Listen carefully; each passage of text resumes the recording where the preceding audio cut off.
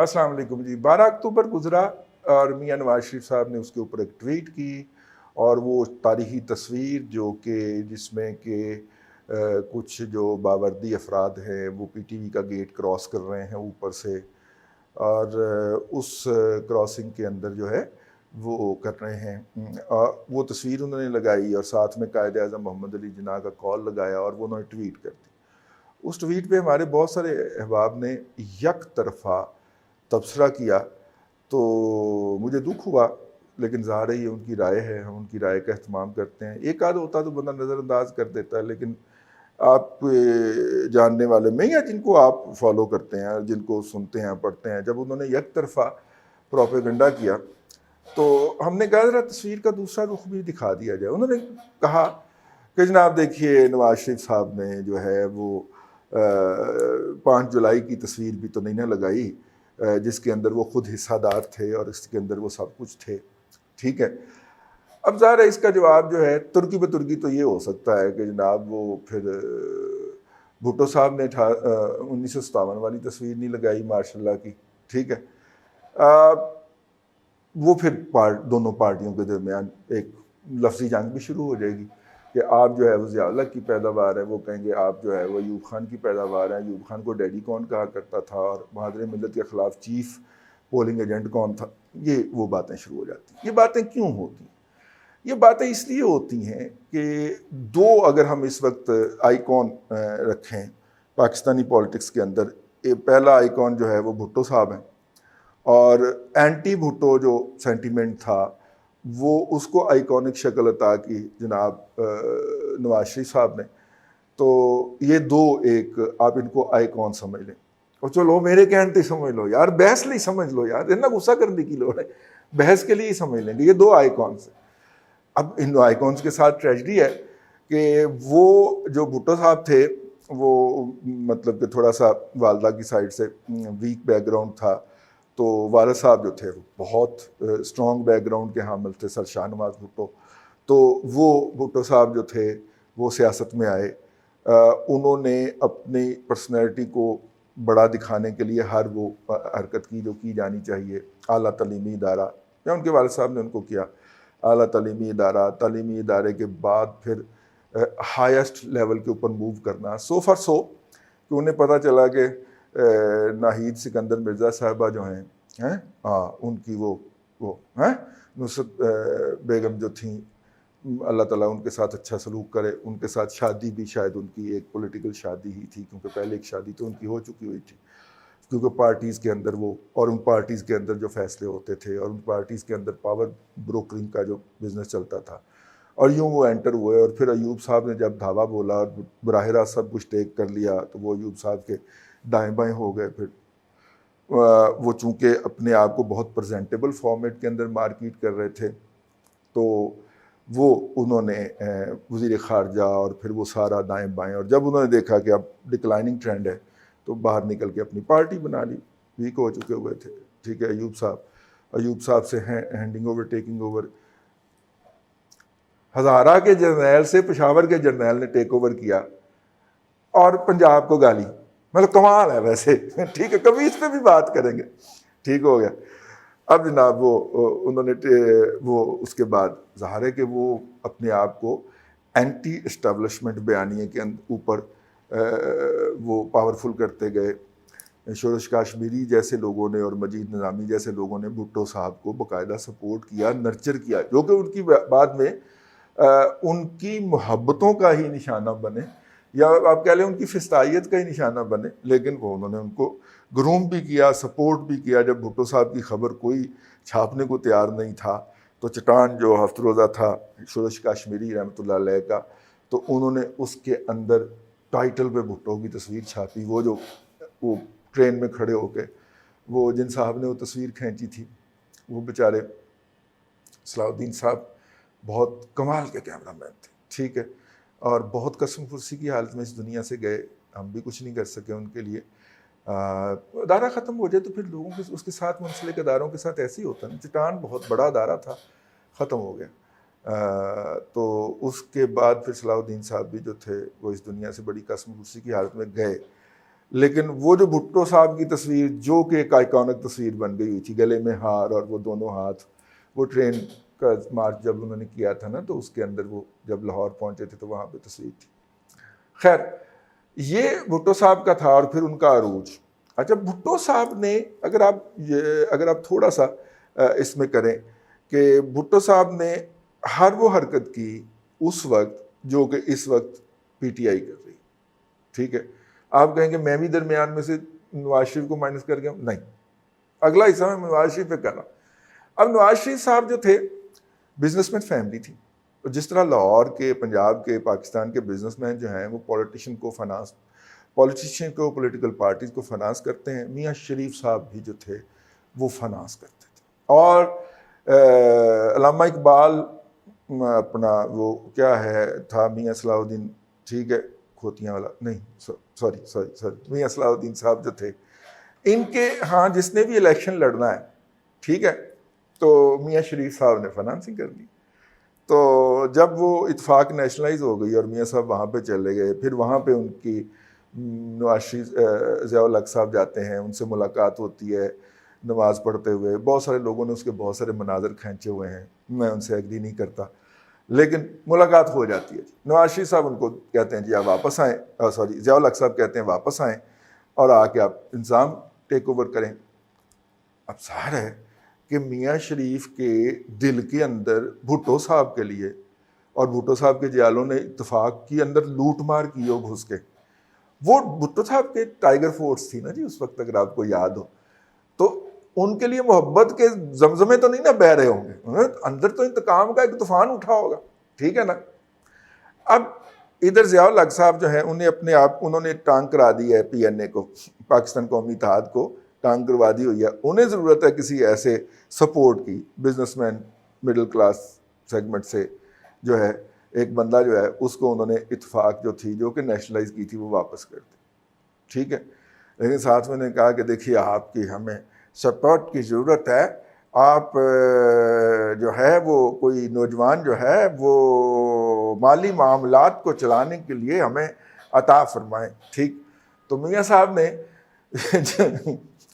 شہباز صاحب تو کام شام کرتے تھے نا سارا وہ ابا جی کے ساتھ، تو نواز شریف صاحب ویلے تھے، انہوں نے کہا ویلا بندہ ادھر دے دینے، ٹھیک. نواز شریف صاحب جو تھے اب وہ والا بھٹو کے خلاف انتقام ٹھیک ہو گیا، اور اس انتقام کے اندر اب وہ آئے ہیں، ٹھیک ہے. بھٹو صاحب کو پھانسی بھی ہو چکی ہے، ٹھیک ہو گیا، اور نواز شریف صاحب جو ہے ان کی سیاست کی لانچنگ ہو رہی ری ایکشن میں بالکل اس بات سے. اب ری ایکشن اور انتقام جو ہے اس کے اندر وہ 85 88 90 3 الیکشن میں جاتے ہیں، اور 93 کے اندر جو ہے وہ ان کا ری ایکشن جو ہے وہ فشنگ ہو جاتا ہے اور ان کی پہلی لڑائی ہو جاتی ہے اسٹیبلشمنٹ کے ساتھ، ٹھیک ہو گیا.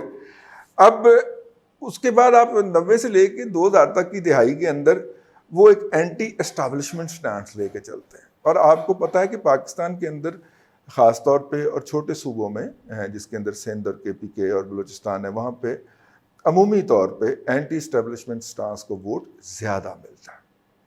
اسی لیے وہاں کی قیادت جو ہے وہ وقتاً فوقتاً جو ہے اندر خانے وہ بھلے سلوٹ مارتے رہے، ٹھیک ہے، لیکن باہر نکل کے وہ میڈیا کنزمپشن کے لیے اینٹی اسٹیبلشمنٹ بیانیاں لیتے رہتے ہیں. اور یہ بات طے ہے کہ پاکستان کے اندر جو بھی شخص اینٹی اسٹیبلشمنٹ بیانیاں لے گا عوام کے اندر اس کو مقبولیت ملے گی. بھٹو صاحب کی مقبولیت کا بھی یہی معیار تھا، اور نواز شریف صاحب جب انہوں نے کہا کہ میں نے ڈکٹیشن نہیں لوں گا، تو نواز شریف صاحب وہ نواز شریف جن کو سمیع الحق نامزد کر رہے تھے، وہ نواز شریف جن کو جتوئی کہہ رہے تھے کہ چل یار انہوں بٹھا رہے ہو اینے کی کر لیں، ٹھیک ہے نا، کمزور آدمی ہے یہ کیا کتنا کمپیکٹ کریٹ کر لے گا، ہم تو بڑے ہوں گے. وہ 93 میں ایسے رائز کر جاتا ہے. آپ نہ مانیں، آپ کا تعصب بھی ہو سکتا ہے، میرا تبصرہ تو سن لے بھائی جان. اور باقی سارے چھوٹے رہ جاتے ہیں، لڑائیاں پہ جاندیاں نے کہ اے جناب وہ جماعت اسلامی کو غصہ چڑھ جاتا ہے کہ جناب اس کو تو ہم نے جتوایا تھا وہاں سے اپنی سیٹ بڑی اسٹرانگ چھوڑ کے، اور وہ تو جماعت اسلامی 85 میں جیتی تھی وہ سیٹ، تو یہ جناب آج یہ اتنا بڑا، بھائی وہ وقت پہ پتہ کھل گیا نا بھائی اینٹی اسٹیبلشمنٹ والا، ٹھیک ہے نا. آپ کو مشرقی پاکستان کے اندر یحییٰ خان صاحب نے کون سا فری ہینڈ نہیں دیا تھا، تو آپ کچھ نہیں کر سکے نا وہاں پہ.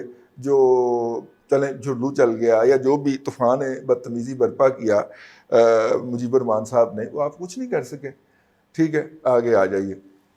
اور وہ نواز شریف صاحب جو ہیں وہ زیادہ طاقت اور ریئیکشن کے ساتھ جو ہے وہ 97 کے اندر آ جاتے ہیں، اور پھر وہ آ کے تو ایک دم بہت ساری چیزیں کرتے ہیں. اب یہ جو مسئلہ ہے نا ہمارے پولیٹیکل لیڈرشپ کے ساتھ، کہ وہ جب اقتدار سے باہر بیٹھے ہوتے ہیں تو وہ صرف اقتدار لینے کی پوری پلاننگ یا سازش کہہ لیں آپ، پلاننگ کہہ لیں، کر رہے ہوتے ہیں. اقتدار لینے کے بعد کیا کرنا ہے یہ انہیں نہیں پتا ہوتا. اور اس کی کلاسک اگزامپل آپ کے سامنے ہمارا جو موجودہ لاڈلا ہے وہ کر رہا ہے. ٹھیک ہے نا، میڈیا بھی اس کے حق میں، اسٹیبلشمنٹ بھی اس کے حق میں، اس کے راستے کے کانٹے جو ہے وہ اپنی آنکھوں سے پلکوں سے چن رہے ہیں.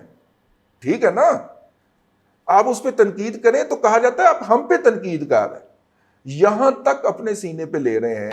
لیکن جو بندہ اٹھے گا ہی 2:30 بجے سو کے اٹھ کے اور صبح 4 بجے تک پارٹی کرے گا، ٹھیک ہے، اور لوگوں کو بلائے گا کہ یار بڑی آیا تو پارٹی کرتے ہیں، ٹھیک ہے، اس نے مٹی سے کھے گورننس کرنی ہے یا کمانڈ کرنی ہے یا لوگوں کو بتانا ہے.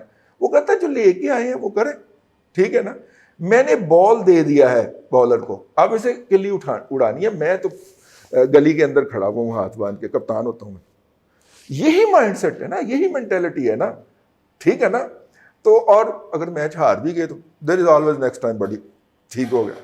تو یہ وہ مائنڈ سیٹ ہے. اب اینٹی اسٹیبلشمنٹ سٹانس جو ہے، مجھے تو کچھ دوستوں نے یہ بھی بتا کے حیران کر دیا کہ اندرون سندھ سے کم از کم 11 سیٹیں جو ہیں وہ نواز شریف صاحب اپنے اور مریم صاحبہ اپنے حالیہ سٹانس کے بجائے کی وجہ سے اگر وہ پراپرلی اپنے کینڈیڈیٹ وہاں پہ لانچ کر لیں، میاں صاحب تو لفٹ ہی نہ کراتے ہیں اندرون شہر میں، کیونکہ زرداری صاحب کے ساتھ انڈرسٹینڈنگ ہے.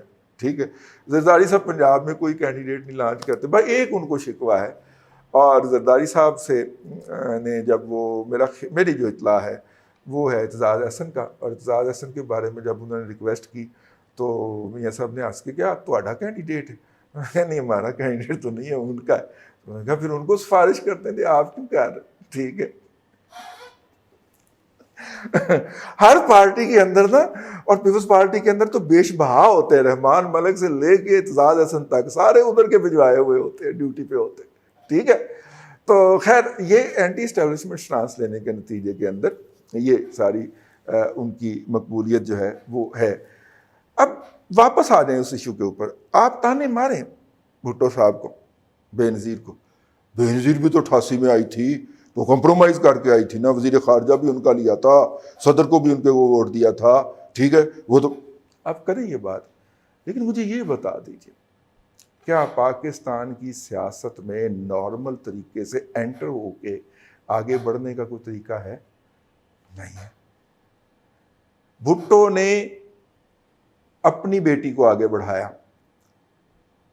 نواز شریف نے اپنی بیٹی کو آگے بڑھایا. ہم ان سے ڈیمانڈ کرتے ہیں، کرنا چاہیے آپ کے کہنے پہ نہیں، اپنے ہی، کہ جناب اپنی پارٹیوں کے اندر جمہوریت قائم کریں. تو جمہوریت قائم کرتے ہیں تو وہاں پہ خواجہ آصف اور اس طرح کے ڈیوٹی پہ پہنچ جاتے ہیں، رحمان ملک اور اعتزاز احسن ڈیوٹی پہ پہنچ جاتے ہیں، ڈیوٹی کسی اور کی کر رہے ہوتے ہیں، پارٹی کے اندر جناب بڑے ترم خان بن کے بیٹھے ہوتے. ٹھیک ہے نا، تو کہاں سے آئے پارٹی کے اندر جمہوریت؟ پی ٹی آئی نے الیکشن کروایا، آج تک وہ 2 حصوں میں تقسیم ہوئی ہے، پی ٹی آئی آپس میں لڑی جا رہی. ٹھیک ہے نا، اور وجیہ الدین صاحب جیسے جائے، وجیہ الدین صاحب باہر سے بیٹھے بیٹھے چترول کرتے رہتے ہیں، ایسے گھما گھما کے جوتے مارتے ہیں. ٹھیک ہے نا، کہ وہ کبھی کسی کو لگتا ہے کبھی کسی کو لگتا ہے. تو آپ نے کوئی نارمل رستہ چھوڑا ہے 1956 کے بعد؟ نہیں. تو نہیں تو پھر اسی رستے سے سب نے سیاست کے اندر آنا تھا نا. اور جب وہ اسی رستے سے آئیں گے تو پہلے کچھ عرصہ تک، ٹھیک ہے نا، بھٹو صاحب نے تو 56 سے لے کے 68 تک 12 سال لیے نا. اور 12 سال ہی جاؤ اپنا نواز شریف نے لیے اسٹیبلشمنٹ کے اس جادو سے نکلنے میں، ٹھیک ہے. اور جب وہ اس انفلوئنس سے نکل کے اپنی ایک انڈیپینڈنٹ سوچ کی طرف آتے ہیں کہ کھان پین نو پاک بھری تے تون پڑھان نو جمعہ، ٹھیک ہے، کھان پین نو لومڑی تے تون پڑھان نو رچ، چلو اس طرح بھی کہا لو، ٹھیک ہے. کھانے پینے کو بھاگ بھری اور گردن توڑوانے کو جو ہے وہ جمعہ صاحب آئیں، یہ کہاں کا دستور ہے، ٹھیک ہے. تو وہ جب یہ سوال اٹھاتے ہیں تو پھر وہ بھارت کے ایجنٹ ہوتے ہیں، ٹھیک ہے. بھٹو کا مطلب پھر ہم نے یہاں تک بھی بکواس سنی کہ بھٹو صاحب جو تھے وہ تو دراصل ذوالفقار علی بھٹو تھے ہی نہیں، وہ تو گھانسی رام تھے، ٹھیک. اس لیول کی بکواسیات ہوتی ہیں. اور اس لیول کی بکواسیات جو ہوتی ہیں وہ کرنے والے کہاں ہیں آج کل؟ ایک جو ہے وہ تو پی ایم ایل این میں ہوتے ہیں، سید مشاہد حسین صاحب ڈیوٹی پہ، ہاں، اور دوسرے جو ہیں وہ امریکہ میں ہوتے ہیں، حسین حقانی صاحب. وہ یار کمال کا دور تھا کہ ہم سوئے تو بینظیر کے جو ایڈوائزر تھے وہ سید مشاہد حسین تھے، اور نواز شریف کے ایڈوائزر جو تھے وہ حسین حقانی صاحب تھے. ہم صبح اٹھے تو دونوں نے اپنی پوزیشنیں آپس میں ایکسچینج کر لی. بینظیر کے ایڈوائزر حسین حقانی صاحب نے تو اپنی پوزیشن کو اسٹرینگتھن کرنے کے لیے وہ جو ان کی جو آیا تھی میڈم تھیں ناہید خان، ان کی ہمشیرہ سے شادی بھی کر لی تھی، اللہ مبارک کرے. لیکن انہوں نے وہ شادی بھی کی تاکہ وہ پارٹی میں ایلیویٹ ہو سکیں، کیونکہ جو بھی اس وقت ایلیویشن ہوتی تھی بذریعہ ناہید خان ہوتی تھی نا. اور ادھر جناب حضرت قبلہ سید مشاہد حسین صاحب جو تھے وہ نواز شریف کے ایڈوائزر ہیں.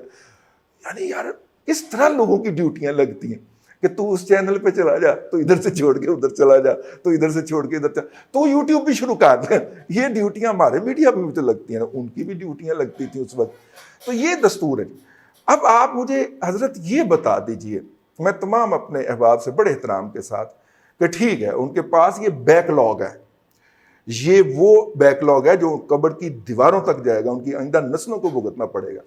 لیکن حضور بتائیے وہ اور کس رستے سے سیاست میں آتے یا آئیں؟ ٹھیک ہے نا. یہ وہ سوال ہے جس کا جواب آپ تمام لوگوں نے اپنے ویلاگ میں نہ دے کے پیشہ ورانہ بددیانتی کی ہے. ٹھیک ہے. شیخ رشید صاحب فرماتے ہیں کہ سارے وہ جناب فوجی گملوں کی پیداوار ہیں یا بوٹوں کی پیداوار ہیں. بالکل ہیں. اس کے علاوہ اور کون سی قیادت تھی؟ ایبڈو ہو گئے، غدار قرار دے کے جلا وطن کر دیے گئے. اور کیا آپشن تھا ان کے لیے اگر انہوں نے سیاست میں آنا تھا؟ اور بھٹو صاحب کی سیاست جو تھی وہ تو ایک نارمل رائز تھی. نواز شریف صاحب کی سیاست جو تھی وہ پیور ری ایکشن کے اندر تھی، بھٹو صاحب کے ری ایکشن کے اندر. اور وہ بھی 93 تک بھی انہوں نے بوجھ اٹھایا ہے. اس کے بعد وہ انہوں نے سارا اپنے کندھوں سے بوجھ اٹھا کے انہوں نے کہا کہ نہیں بھائی میں تو ٹھیک ہے نا. ہاں تو یہ ہے جی. مجھے جسے کہنا چاہیے کہ وہ ہوئی کہ ایک پہلو جو ہمارے دوستوں نے جان بوجھ کے نظر انداز فرمایا ہے اس کے اوپر توجہ دلائی جائے، اور دوسرا پہلو بھی بیان کیا جائے، ٹھیک ہے، تاکہ حقائق جو ہیں وہ اسٹریٹ رہیں اور سیدھے سبھاؤ جو ہیں وہ اگلی نسل تک پہنچ سکیں. اللہ آپ کو بس یہی، اور ساتھ میں یہ بھی کہ یار یہ ہمارے نیچے 2 پے پال کا اور وہ جو ہے وہ اکاؤنٹس 2 دیے ہوئے ہیں، کبھی کبھی ان پہ بھی نظر ڈال دیا کریں. نیچے ہمارا ای میل ایڈریس بھی ہے، آپ ہمیں براہ راست فیڈ بیک دینا چاہیں تو اس ای میل پہ آپ اپنا فیڈ بیک دے سکتے ہیں. دوستوں کو بتائیے کہ یہ ایک ایسا فورم ہے جس کے اوپر ہم ایسی بات کرتے ہیں جو شاید کوئی نہیں کرتا، یا جو لوگ چھوڑ جاتے ہیں اپنے اس کے نظر پیش نظر، اپنی مجبوریوں کے پیش نظر، ہم بڑے ملفوف اور بڑے محتاط انداز میں وہ بات بھی کرنے کی جسارت کرتے ہیں تاکہ تصویر کے تمام پہلو جو ہیں وہ آپ تک pہنچائے جا سکیں. ٹھیک ہے. ان سے سبسکرائب کرنے کا بھی کہا کریں، اپنے گروپس میں شیئر کیا کریں اس کا لنک تاکہ لوگ زیادہ سے زیادہ اس کو سبسکرائب کریں. اللہ آپ کو آسانیاں عطا کرے اور آسانیاں خلق خدا میں تقسیم کرنے کی توفیق عطا کرے.